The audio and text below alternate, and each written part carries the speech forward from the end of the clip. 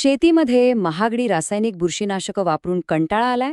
बरं, आज आपण एका अशा अदृश्य सैन्याबद्दल बोलणार आहोत जे आपल्याच मातीत लपलेलं आहे. आणि हे सैन्य आपल्या पिकांचं संरक्षण अगदी नैसर्गिकरित्या करू शकतं. चला, या सूक्ष्म जीवांच्या जगात एक डुबकी मारूया. विचार करा, पिकांमध्ये मूळकूज किंवा मर सारखे रोग आले की आपल्या डोक्यात काय येतं? सरळ रासायनिक औषधं आणून फवारा, बरोबर? पण खरंच हा एकच मार्ग आहे का, की निसर्गाकडे यापेक्षा काहीतरी चांगलं उत्तर आहे? कल्पना करा की आपल्या मातीतच एक अदृश्य सैन्य आहे, एक अशी फौज जी आपल्या पिकांचं रक्षण करण्यासाठी अगदी तयार आहे. आणि हे सैनिक म्हणजे काही केमिकल नाहीये, तर हे आहेत निसर्गाचे जिवंत योद्धे. ठीक आहे, चला तर मग या सैन्यातल्या दोन मुख्य सैनिकांची ओळख करून घेऊया. एक आहे ट्रायकोडर्मा आणि दुसरा आहे स्यूडोमोनास. हे दोन योद्धे आपल्या मातीचं आरोग्य पूर्णपणे बदलून टाकायची ताकद ठेवतात. सगळ्यात आधी एक गोष्ट स्पष्ट करूया. हे कुठलंही कृत्रिम रसायन नाही, हे आहेत जिवंत जीव.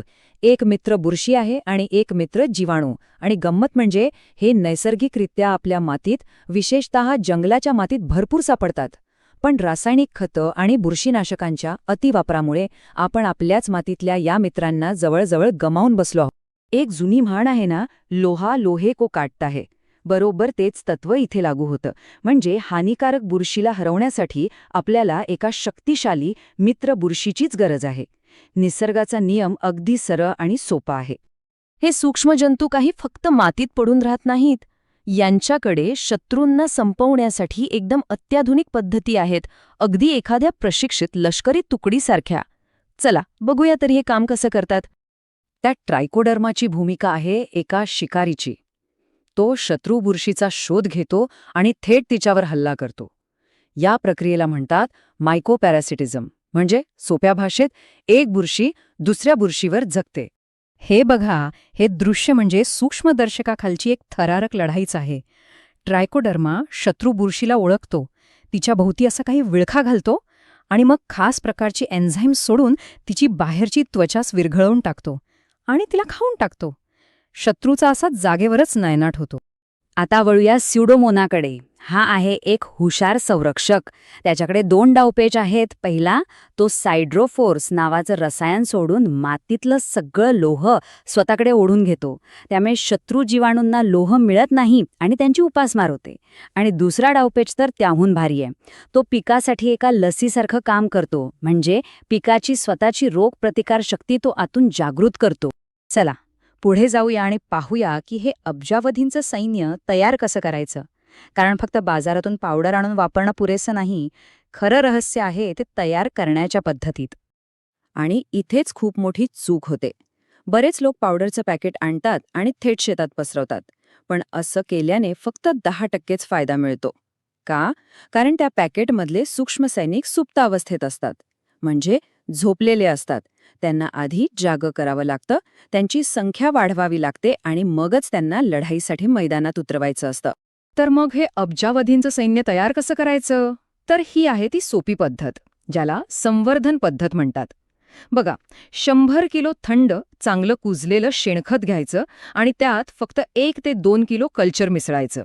मग त्यात इतकंच पाणी घालायचं की हातात लाडू वळता आलं पाहिजे, पण पाणी टपकता कामा नये. आता हा जो ढीग आहे ना, त्याला सावलीत एखाद्या गोणपाटाने झाकून ठेवायचं, साधारण 7 ते 10 दिवस. आणि हो, दर 2-3 दिवसांनी त्याला एकदा पलटी मारायची. कोरडं वाटलं तर थोडं पाणी शिंपडायचं. बस, शेवटच्या मशागतीच्या आधी हे सुपरचार्ज कंपोस्ट अख्ख्या शेतात पसरवून द्यायचं. आणि याचा परिणाम काय होतो? तर हे असंच सुपरचार्ज्ड कंपोस्ट तयार होतं, जे महागड्या रासायनिक बुरशीनाशकांपेक्षाही जास्त शक्तिशाली आहे.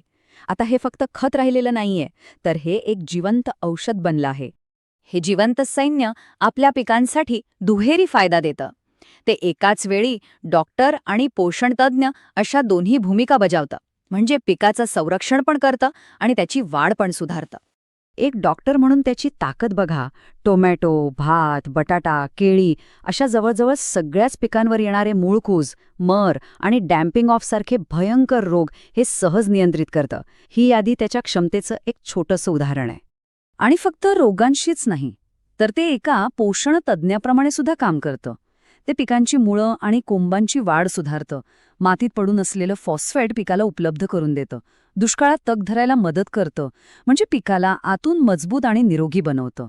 आता हे सैन्य प्रभावी ठरावं यासाठी काही अत्यंत महत्त्वाचे नियम पाळणं गरजेचं आहे, नाहीतर आपली सगळी मेहनत वाया जाऊ शकते. आपलं हे सैन्य जिवंत आणि कार्यक्षम ठेवण्यासाठी या काही गोष्टी कटाक्षाने टाळायला हव्यात. सगळ्यात महत्त्वाचं, रासायनिक बुरशीनाशकांसोबत कधीच मिसळू नका. कोरड्या जमिनीत वापरू नका, कारण त्यांना जगण्यासाठी ओलावा लागतो. थेट उन्हात ठेवू नका आणि मुदत संपलेलं उत्पादन वापरू नका.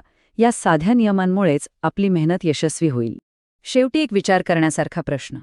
जर मातीत असे अदृश्य योद्धे आहेत, तर निसर्गात अजून अशा कितीतरी शक्ती लपलेल्या असतील, ज्यांचा वापर आपण शेतीमध्ये नैसर्गिक संतुलन पुन्हा आणण्यासाठी करू शकतो. यावर नक्कीच विचार करायला हवा.